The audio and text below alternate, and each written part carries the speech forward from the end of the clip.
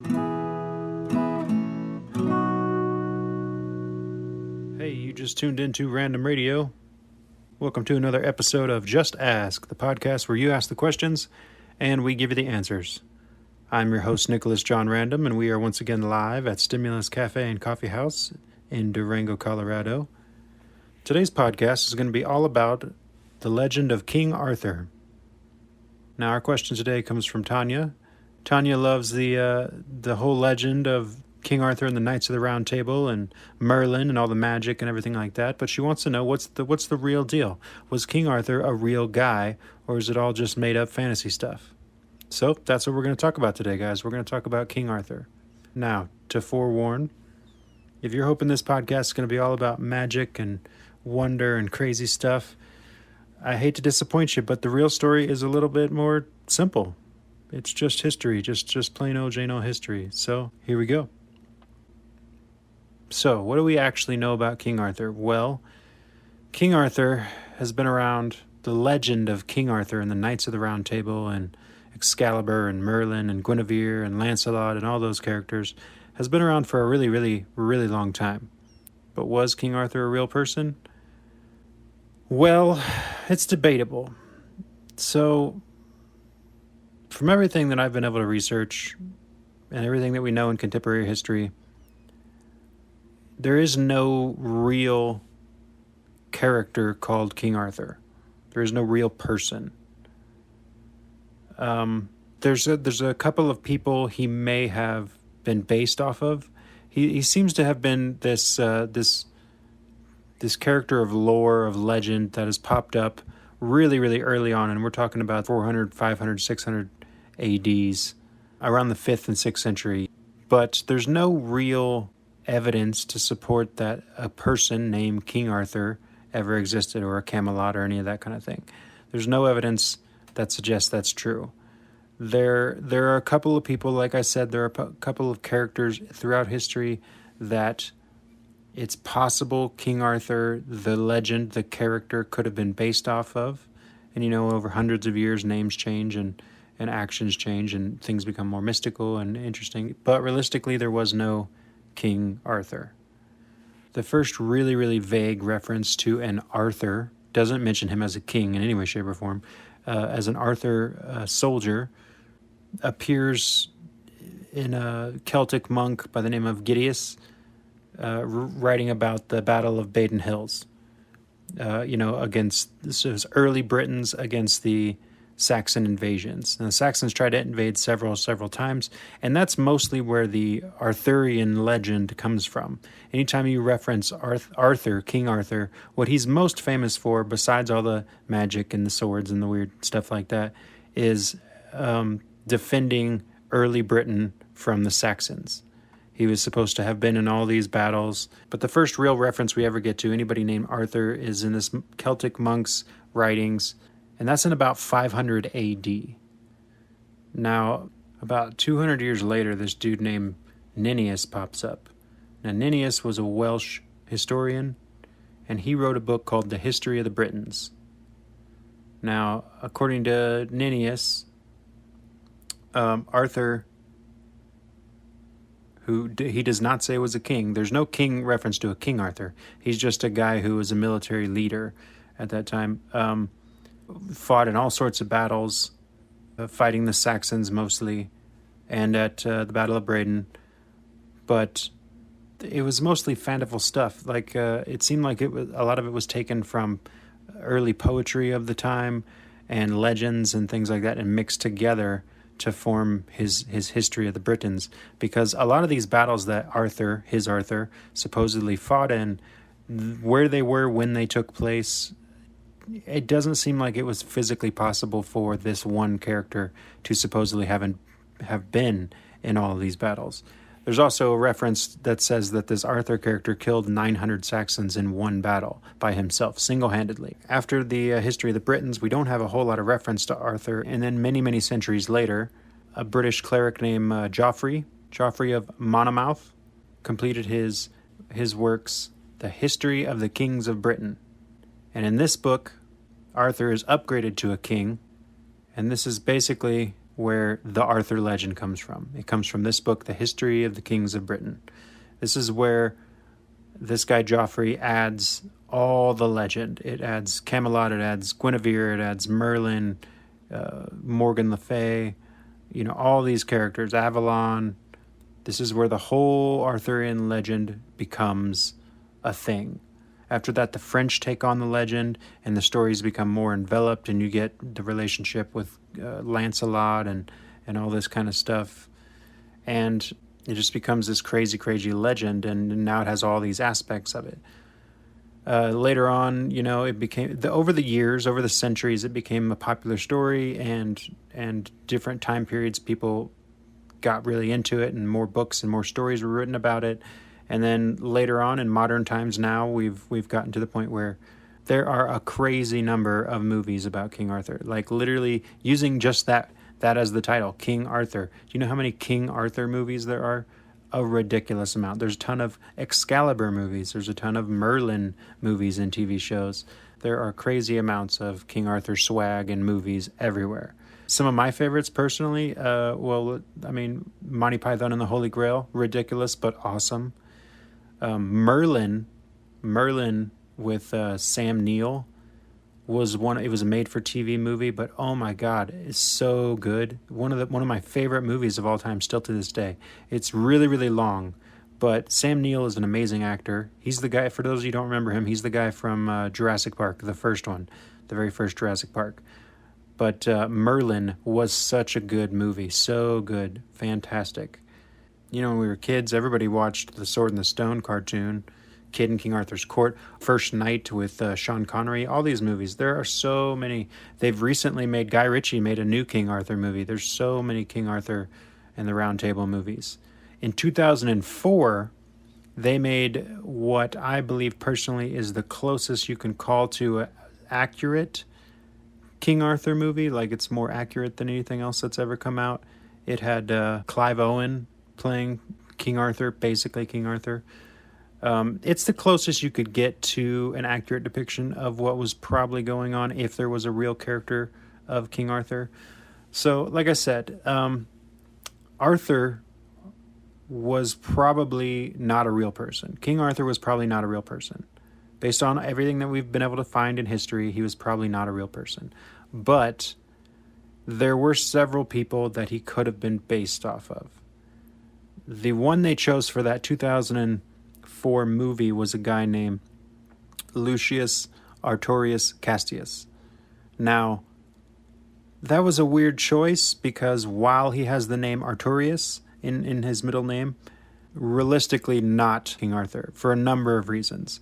This guy was a Roman who lived in Brittany and did a number of battles and things like that, but he was around in the 2nd century, in the 200s, the 100s and 200s, the late 1st and 2nd century, and everything from the original history that we've been able to find that ever mentions a guy named King Arthur or a guy named Arthur comes from like the 5th and 6th century. So hundreds of years off, time frame wise. I think that because this guy, Lucius Artorius Castius, was named Artorius, and he was stationed in England at the time, and he did defend the area, and he was around there. I think that the filmmakers just decided to go with him because it worked. But if you watch that movie, and I liked that movie, it was done very, very well. It mentions a lot of things that most people don't know about the period of England at that time, like the fact that Rome owned England for a very long time. It was part of the Roman kingdom, and they had built a wall called Hadrian's Wall, and the old Celtics lived above the wall, and you had a little Roman community down below the wall, and there were Sarmatian knights and things like that going on in England that a lot of people didn't know any of that kind of history, and it is a very interesting history, and I suggest you research it. If you'd like to know more about it, go ahead and ask me a question about the Sarmatian Knights or the early Roman history of Britain. But today we're just talking about King Arthur. Anyway, they did a good job in that movie because they did address a lot of that kind of stuff, but they also did what all movies do, and they try and bring story and folklore into it, And so they brought characters like Lancelot and Guinevere and things like that into the story, and those characters are 100% fictional. Despite what everybody, wants to hope and dream, Lancelot and Galahad and Guinevere and all those characters, they didn't come about until the 1200s, and they are definitely not part of any real history of anybody who would have been a real King Arthur. It's 100% fantasy. It was just made up in these stories that people were writing, which they were great stories, and it's a very interesting legend, but not based off of real people. Also, like I said, they used this guy, this Lucius Arturius Castius, to be Clive Owen's character, to be the King Arthur, and they brought him from the 2nd century up to the 5th and 6th century, which is taking a real person in history and bringing him up 300 to 400 years. Yeah, so they kind of took some liberties with that film, but if you get rid of the fact that he's supposed to be that character in history, it's probably the closest you're ever going to get to an accurate depiction of what a real King Arthur would have been doing or who he would have been. They did fight the Saxons, and that's, according to the legend, that's what King Arthur did. That's what he's notable for, is defending early Brittany from the Saxons a number of times. So realistically, who the heck was this guy? Like, if he wasn't that guy, if he wasn't Arturius Castius, then who was he? Who was King Arthur? Well, there's a few Roman British rulers who lived in England, early England, that could have possibly been the origin of the legends of King Arthur, because they did what everybody talked about. They did what Arthur supposedly he did. They defended early Britain from the Saxons. The most logical, probably, and if I was going to guess on who somebody might have been that eventually became the legend of Arthur, there was a Roman British military leader named Ambrosius. I'm going to butcher all these names, but his name was Ambrosius Aurelianus. But he won a bunch of battles against the Saxons invading in early Britain around that time, around the proper time. And he also was the person who won the battle at Badon Hill. So, the Arthurian legend says that Arthur is the one who won that battle, and the beginning of Ambrosius's last name is, starts kind of with a A-U-R, so it's possible that over time it just changed through, early English language, early Celtic language mixed in there. There was definitely some Saxon mixed in there. There was definitely some Sarmatian knights were still around. Sarmatians came from Iranian culture. So a mix of all these cultures and language could have just slowly changed the names to something like Arthur, Arturius, any of these kind of names. But he's the biggest candidate. If I had to say there was somebody that I believed was the original inspiration for Arthur, King Arthur, it was probably this Ambrosius guy, because he was a Roman military leader, a Roman British military leader, and he did fight the invading Saxons and at Badon Hill. There's also a couple other dudes. It's totally possible, again, and it's totally possible that they just mixed them up. There was a guy named Riotamus, and he was, again, a Roman British military leader. He was around, the late 4th century, 5th century. He fought against the Goths. He was called the King of the Britons by 6th century historians. There was also a king who was named Danwyn. I think his name was Owen Danwyn, who was the King of Rose in Wales, and he's also been credited as a possibility as far as inspiration for King Arthur. But really, that's it, guys. I mean, I know this is a really crazy short one, but I don't have the history is very, very vague. Merlin means man of the woods, so the idea that Merlin was a real character is 100% possible. The magician Merlin, but Merlin just meant man of the woods. So there were many Merlins. There are many Merlins in history.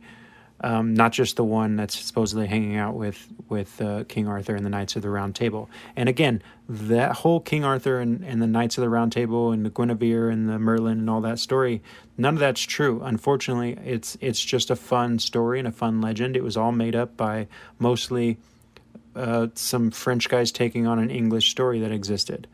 It's a very, very cool story, and I love the story of Merlin and everything like that. And there's some very interesting stuff when it comes to some of the legends, but most of it was stories made up and accumulated from urban legends that had been around. Think of it kind of like a really, really old version of like the Grimm fairy tales. Like these guys took a bunch of stories that were around about characters and great kings, and they created the Kings of Britain, and these big books that told of all these crazy historical things that happened. But they were trying to sell their books. They were trying to make people read their books. It was back in the day, and there weren't fact checkers, so they got away with publishing a lot of stuff that wasn't really true. Good stories, but not really true. So Arthur could have been based on a real character, but it was most likely a mix of a couple of Roman British officers who were around, the Hadrian's Wall and things like that. But that's it. That's it for this one, guys. Crazy short one this time, but that's it. That's what I know about King Arthur and the history of that. If you have your own question you'd like answered, go ahead and send it over to me at random@cafestimulus.com. I love to answer questions, even ones that have short answers. This was a relatively short one. I do usually do long podcasts, but this one was pretty short because the sad fact is we don't have there's no real evidence whatsoever. It's almost all folklore. There's no real evidence whatsoever that King Arthur existed in any way, shape, or form. None. At all.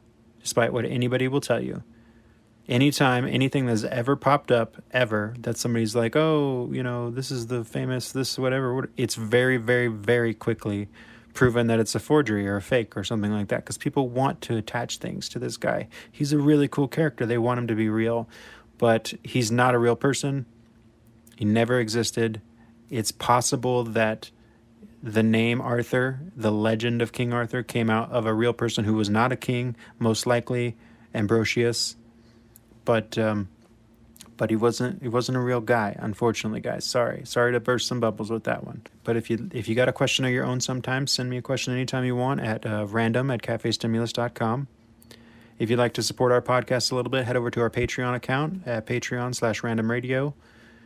Don't forget to click that like button down there at the bottom, that subscribe button. Let us know that you're liking our podcasts here. I have been your host, once again, Nicholas John Random, and we have been live at Stimulus Cafe and Coffee House in beautiful Durango, Colorado. Come in sometime for a delicious cup of coffee and a conversation. I might be here. You might be able to get your question answered in person. But that's going to be it for today, guys, and I will catch you on the next episode of Just Ask.